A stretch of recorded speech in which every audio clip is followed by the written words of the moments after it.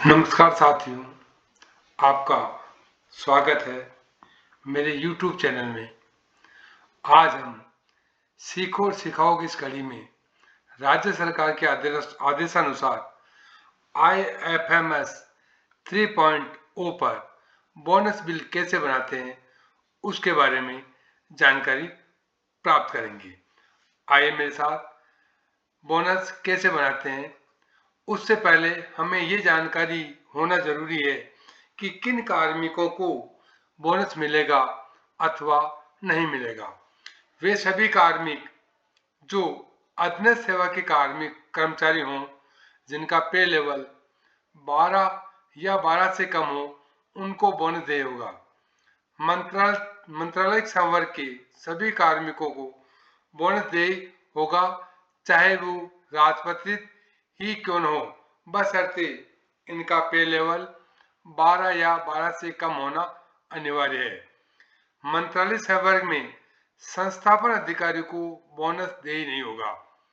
जिन कार्मिकों का प्रोबेशन काल पूर्ण नहीं हुआ, चाहे वो विद्यमान वेतन ही क्यों न ले रहे हों, उन कार्मिकों को बोनस देय नहीं होगा। प्रोबेशन काल पूर्ण करने के पश्चात कार्मिक की वित्तीय वर्ष 2023-24 में कम से कम सेवा अवधि 6 अथवा 6 माह से अधिक हो, तभी कार्मिक को बोनस देय होगा।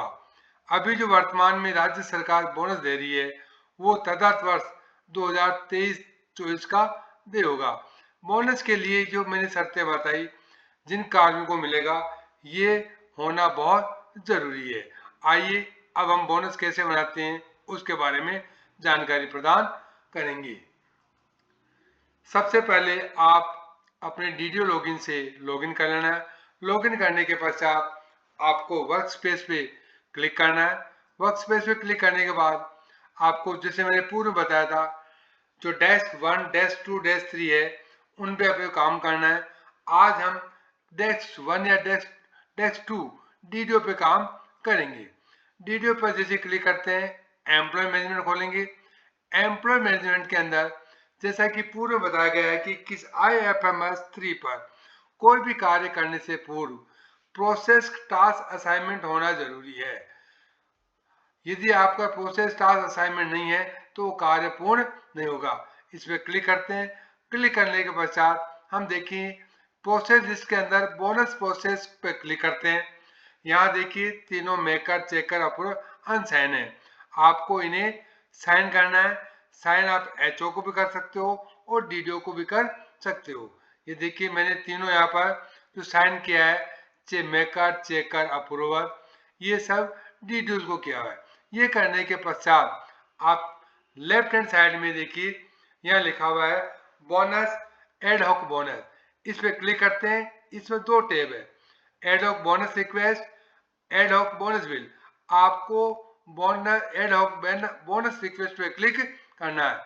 जैसे ही क्लिक करते हैं, इस प्रकार का पेज ओपन होगा। आपको वित्तीय वर्ष सेलेक्ट करना है, जिसमें ग्रुप का बनाना वो सेलेक्ट करना है, और राज्य सरकार के आदेश जो कि 13/10/2024 को जारी हुए हैं, वो यहाँ पे सेलेक्ट करना और सर्च पे क्लिक करेंगे।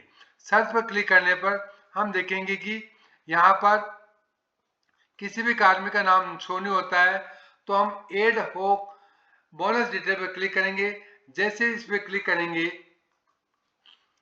इस प्रकार का पेज ओपन होगा। पेज ओपन होते ही आपको कार्मिकों को लिस्ट दिखाई देगी।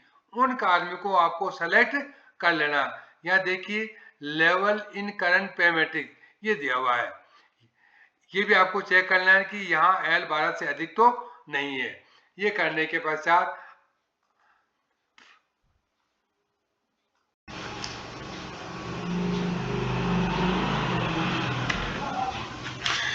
यहाँ हम देखें, जैसे हम सर्च पे क्लिक करते हैं तो यहाँ लिखा आता है नो डाटा फाउंड।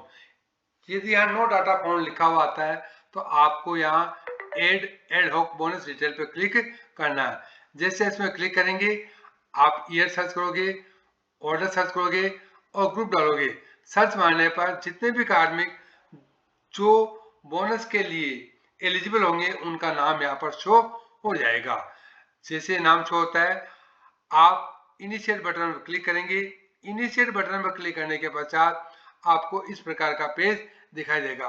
अब यहाँ ध्यान रखना है, मान लें किसी कार्मिक को एमएसपी मिल रही हो और उसका वर्तमान में L14 हो गया हो और वो एलिजिबल है पुराने वित्तीय वर्ष में, तो उसको आनुपातिक बोनस देने के लिए यहाँ पर एडिट का बटन है।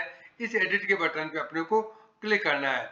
जैसे हम एडिट के बटन पे क्लिक करेंगे, इस प्रकार उस कार्मिक को आनुपातिक जो भी बोनस दिया जाता है, आनुपातिक जो भी बोनस दिया जाता है वो आपको यहाँ पर लिखना है और उसको अपडेट कर देना है। अपडेट करने के पश्चात हम देखते हैं यहाँ एक नीचे बिल लिखा रहा जनरेट बिल। आपके जितने भी कार्मिक हैं उनको आपको सेलेक्ट कर लेना है। सेलेक्ट करने के पश्चात आपको जनरेट बिल के बटन पे क्लिक करना है। जैसे आप जनरेट बिल के बटन पे क्लिक करोगे, आपका बिल जनरेट हो जाएगा। उसे सर्च करते हैं। जैसे हम सर्च करेंगे,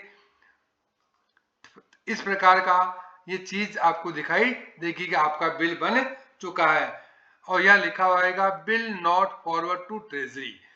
इसका अर्थ है कि बिल अभी तक ट्रेजरी फॉरवर्ड नहीं किया गया है। आपको ट्रेजरी फॉरवर्ड करने से पहले यहाँ पर आपको रिपोर्ट देखनी है कि हमने जो बिल बनाया उसका आउटर, इनर और शेड्यूल इक्वल है या नहीं। देखिए यहाँ पे ग्रोस अमाउंट आ रहा है 20,322, ये आपके आउटर में होना चाहिए। नेट अमाउंट 15,240, ये आपके आउटर में होना जरूरी है। तो हम रिपोर्ट पे क्लिक करते हैं। जैसे रिपोर्ट पे क्लिक करेंगे, ये देखिए आउटर आ गया। आउटर में जो हमने वहां देखा वो चीज यहाँ पर यदि इक्वल नहीं है तो आपका बिल सही नहीं बना है। अतः ये ध्यान रखें कि ये बराबर होना जरूरी है। ग्रोस अमाउंट और नेट अमाउंट बराबर होना जरूरी है। और ध्यान रखें यहाँ पर जो कार्मिक 1/1/2004 से पहले के हैं, उनकी जो जीपीएफ की बोनस की जो कटौती है 25%, वो जीपीएफ 2015 में होगी और उसके बाद के जो कार्मिक हैं उनकी जीपीएफ 2004 में होगी। इसका मिलान भी हमें शेड्यूल से कर लेना है। ये करने के पश्चात हम उस कार्मिक का इनर देखते हैं जो बिल का है। उस बिल के अंदर ग्रोस अमाउंट और नेट अमाउंट को मिलान किया जाना सुनिश्चित करें कि कहीं ये गलत तो नहीं है। यदि आप ये कार्य पूर्ण कर चुके हैं तो उसके पश्चात आपको शेड्यूल देखना है कि शेड्यूल में जो आउटर में राशि शो हो रही है वो उसी में हो रही है या नहीं। देखिए यहाँ पर जीपीएफ कंट्रीब्यूशन लिखा हुआ है, जिसे ऊपर आउटर में लिखा था कि एक व्यक्ति को की कटौती ये होनी है, ये बराबर आ रही है।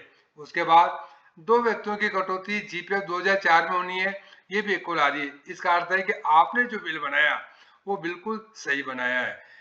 उसके पश्चात अब हमें क्या करना है, यहाँ नीचे लिखा हुआ एड हॉक बोनस बिल, इस पर हमें क्लिक करना है। जैसे हम इस पर क्लिक करेंगे, इस प्रकार का इंटरफेस खुलेगा।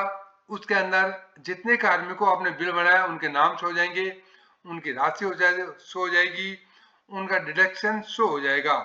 आपको यहाँ पर डॉक्यूमेंट्स अपलोड करने हैं जो कि आपने बोनस की स्वीकृति अपने डीडीओ के माध्यम से निकाली है, जो वहाँ यहाँ अपलोड करके आपको प्रोसेस करना है।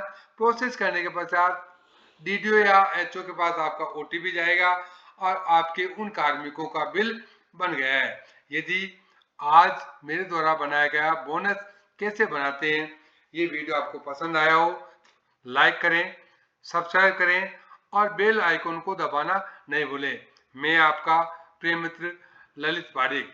नमस्ते।